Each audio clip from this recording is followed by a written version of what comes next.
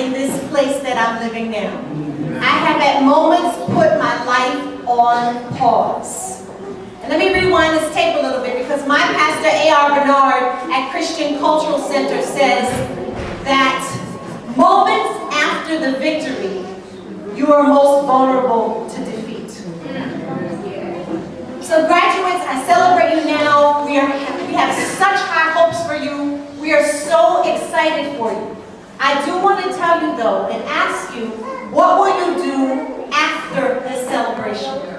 Because given what my pastor said, that moments after the victory, you're most vulnerable to defeat.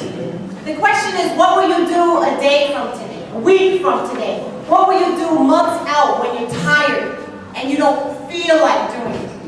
What will you do when you're afraid and you think you're too scared to do something? And these are times after the victory. Everybody just take a little breath. Here's my other confession. With that question, I do want to tell you that one day I was tired. Right after the victory, I celebrated something, it was so huge, and the next day I was just so exhausted. And I had my head on the desk, and I was just so tired. And I kept saying, I'm so tired. How many of you said that before? No, you're not even tired. You're just, I'm so tired. Here was my issue. It was 8:02 in the morning. 8:02. And my daughter comes by, and you think your children are going to have sympathy for you sometimes, but they don't always do that. So my head is on the desk, and my daughter's there, and she looks at me. I think she's going to say, don't worry, Mom. You'll be okay. It's fine. This is what she says. Mom! Stay focused. Square your shoulders. Keep it moving. My daughter. Stay focused. Square your shoulders. Keep it moving.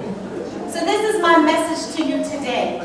When you feel tired, graduates, when you don't think you can do it anymore, that's really the time when you got to get it in gear and stay focused, square your shoulders, and keep it moving. And I wish, though, somebody would have told me that when I was dealing with this crazy lady I lived with in the co-op.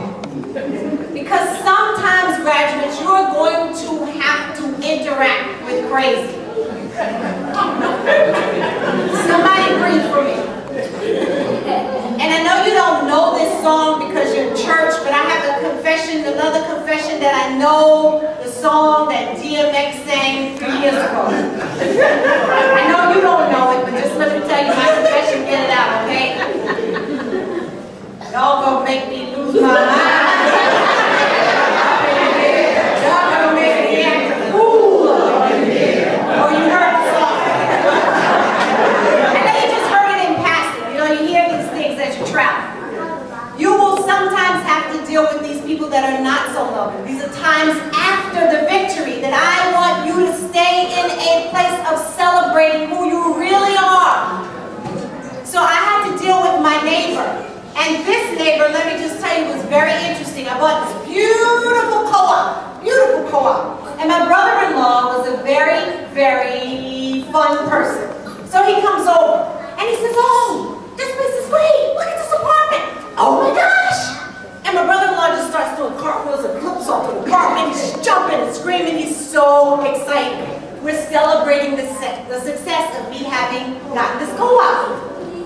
The very next day, I'm still in a place of excitement and power where I want you to stay throughout the coming months. The very next day, I get this knock on the door.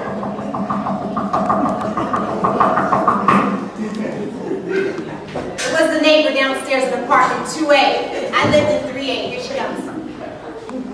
Excuse me. Yesterday, there was this loud boom crashing sound coming from your apartment. Excuse me. I said to her, I'm moving in. Do you mind? So needless to say, we did not hit it off. From that point on until throughout my entire time there, it just went downhill.